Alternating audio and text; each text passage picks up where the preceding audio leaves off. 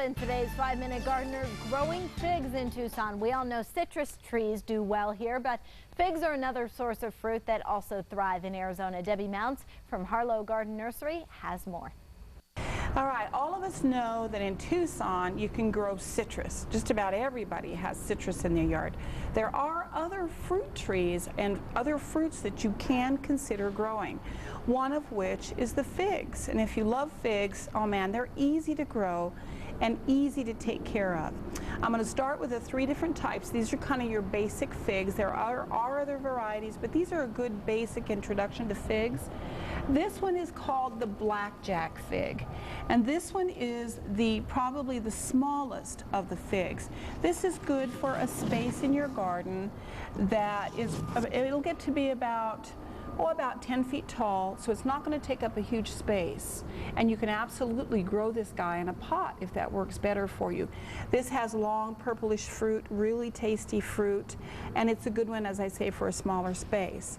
The next one is the brown turkey fig. Now the fruit on this one is kind of a brownish purple.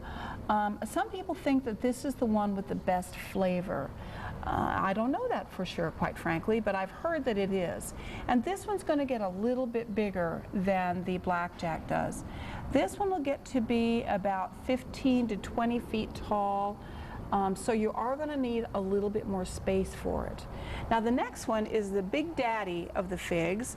This one is called a mission fig, and this again is a purplish long fruit, really excellent eating fruit, but this tree can get to be about 30 feet tall.